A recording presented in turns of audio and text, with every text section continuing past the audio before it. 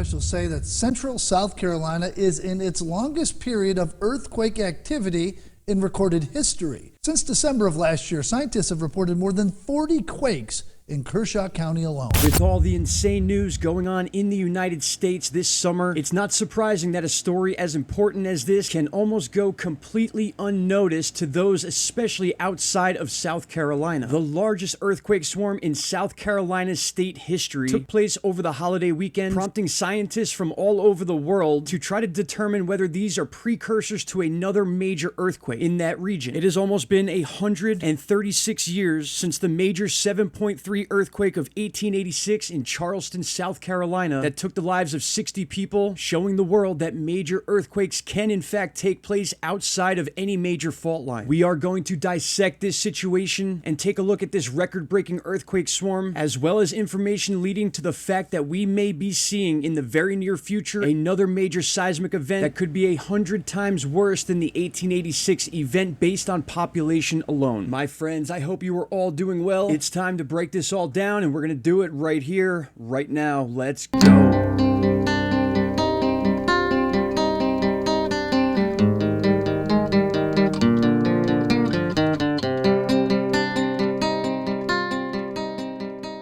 Welcome back, my friends. July 6, 2022, and since June 26, there has been an earthquake swarm in and around Kershaw County, South Carolina, making it the largest swarm of earthquakes the state has ever seen. Not to mention two of the main earthquakes, a 3.6 and a 3.5, just hours apart from each other, are the two biggest earthquakes to strike since 2014. Now, we're going to talk about those earthquakes, but first, I want to show you an article from August of 2020, just after another significant earthquake swarm struck this area. An article was released about the 1886 Charleston earthquake, a 7.3 earthquake that struck the area, taking the lives of 60 people and also changing the way we look at earthquakes as a whole. Very quickly, I just want to read some of this to you. It was just 134 years ago today, August 31st of 1886, when a rare occurrence struck the east coast of the United States, an earthquake with the epicenter at Charleston, South Carolina. Now, keep in mind, this is a little ways away from Kershaw County, where this most recent record-breaking earthquake swarm took place. And not only was this an unusual earthquake, but the earthquake was devastatingly powerful. With a magnitude of 7.3, that's roughly the same strength as the great 1906 San Francisco earthquake that destroyed the city. We've actually made a couple videos about that earthquake, and yet that is another area that is overdue for a major seismic event. Now, adding to this strange event, this earthquake was an interplate earthquake, meaning it did not occur along a fault line. Keep that in mind. But instead, in the middle of a tectonic plate. Charleston laid in ruins. Not even the railroad tracks survived. This was a very shallow earthquake. Most of the buildings that were still standing had been demolished, while some historical buildings were saved using earthquake bolts. The tremor was so strong it could be felt as far away as Cuba. Though the earthquake cost excess of millions of dollars, only an estimated 60 people were killed. Now, as always, I'm going to leave links to a lot of this information about this Charleston earthquake and the most recent seismic swarm we're going through right now as we speak. But one thing I wanted to point out is the total damage when it comes to money was between 5 and 6 million. Now, that was back in 1886. They say that a future event, anything between a 6.9